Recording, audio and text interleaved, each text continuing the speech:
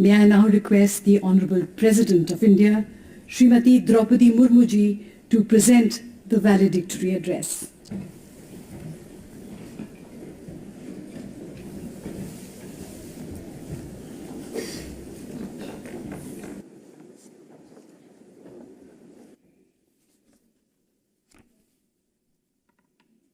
Chief Justice of India, Dr. Justice Diwas ji, Judge, Supreme Court of India, and Executive Chairman of the National Legal Services Authority, Sri Justice Sanjay Kisan Kaul ji, Judge, Supreme Court of India, and Chairman of the Supreme Court Legal Services Committee, Sri Justice Sanjeev Khanna ji, Union Minister of State for Law and Justice, Sri Arjun Ram Meghwal ji, Executive Director of International Legal Foundation, Ms. Jennifer Smith, distinguished guests, ladies and gentlemen. Namaskar, Johar. I am indeed happy to be here to attend the first regional conference on access to legal aid. I believe that making legal aid accessible to people in need is the cornerstone of any modern state. It plays a crucial role in shaping a social order which is equitable, just, and worthy of trust. With participation of 69 Africa, Asian Pacific countries of the Global South in this conference, this event is a significant milestone in our collective pursuit of justice and equality. I am sure this meeting has provided a platform to you all, judges, ministers, civil society experts, and other distinguished stakeholders to share lessons in improving access to justice. I understand this is for the first time that the leaders of the two pillars of democracy, legislature and the judiciary, came together to deliberate on this subject. Among the topics you have discussed, there is one relating to strategies for reducing pre-trial detention, including through provision of early access to legal aid services. Various factors are responsible for large numbers of pre-trial or under-trial prisoners. They lose crucial years of their lives behind the bars of many cases. All efforts must be made to provide timely and effective legal aid to them. Also, another topic of the conference about the role of bar associations, university clinics, paralegals, and civil society is important, as we need to make the whole society a part of the solution. The quality and effectiveness of legal aid services is, of course, vital, and there is always room for improvement in that area. Ladies and gentlemen, access to justice for all has been a theme close to my heart. In fact, it was only 2 days ago, on the occasion of Constitution Day, that I had yet again stressed its importance. Equality is not only the foundation of justice, but a necessary condition of justice too. It has been long since the world proclaimed that all human beings are equal, but we need to ask ourselves if we all have equal access to justice.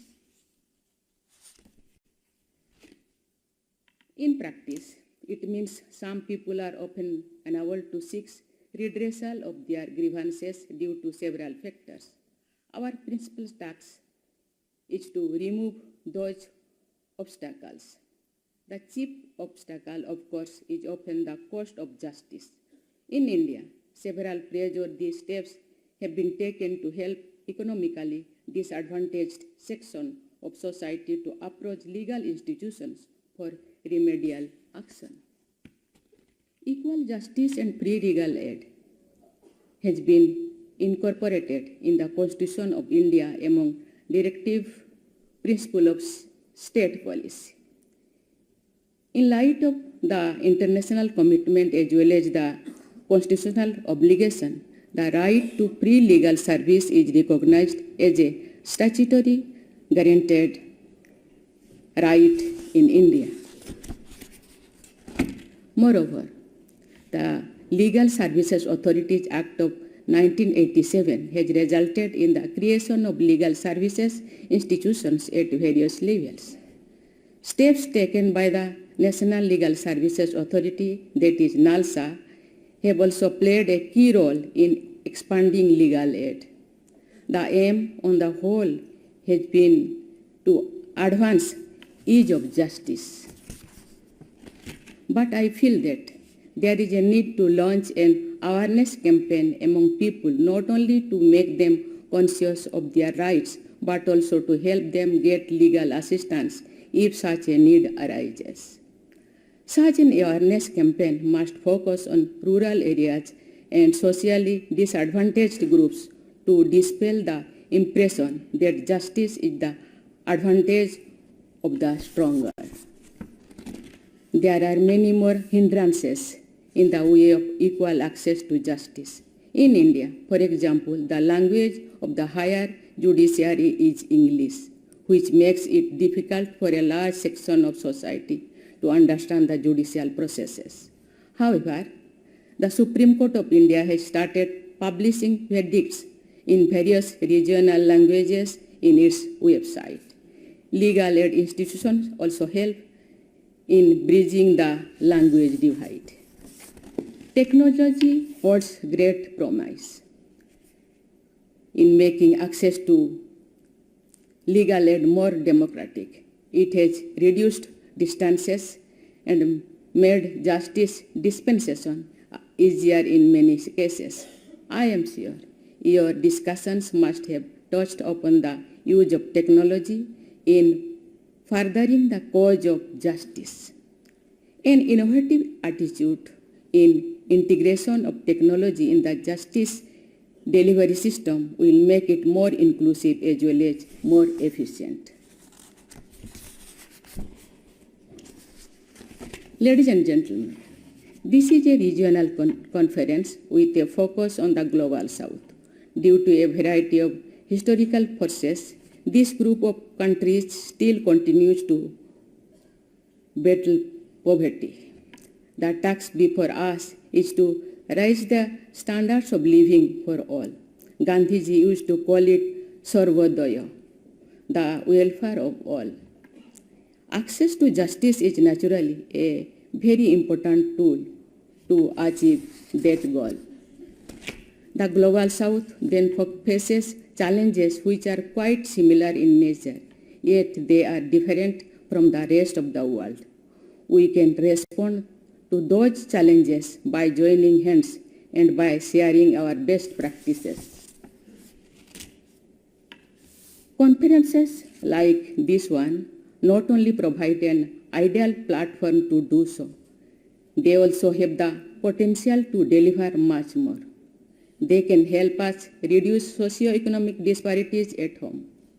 Moreover, with more democratic and efficient justice systems, the Global South can take a lead in showing the way to more sustainable development for the whole world. In fact, improving access to justice is an effective tool to achieve the Sustainable Development Goals, particularly SDG 16. With that aim in mind, and in order to strengthen the South-South collaboration, India organized 2 Voice of Global South Summits this year. The first summit in January with the theme of Unity of Voice, Unity of Purpose marked a new beginning. The second summit, earlier this month, had the theme of Global South, Together for Everyone's Growth, Everyone's Trust. The representatives of the Global South discussed ways to achieve shared aspirations for inclusive and equitable international development.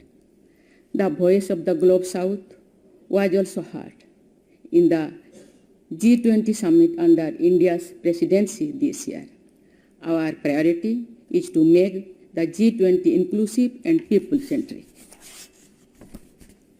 Ladies and gentlemen, I am sure that 2 days of deliberations have achieved the objectives of the conference, and you have explored opportunities for greater regional and international collaboration and sharing of innovations, knowledge, and strategies, including through a regional legal aid network. Let us use this platform to work together to change the lives of people in our countries by enhancing legal aid and access to justice. I wish to acknowledge the efforts of the National Legal Services Authority and the collaborators, International Legal Foundation, United Nations Development Program, and United Nations Children Fund for conceptualizing and organizing this conference. My best wishes to all the distinguished guests and participants in this conference for success in their efforts to strengthen the legal aid system and promote a people-centric approach in facilitating access to justice. Thank you. Jai Hind, Jai Bharat.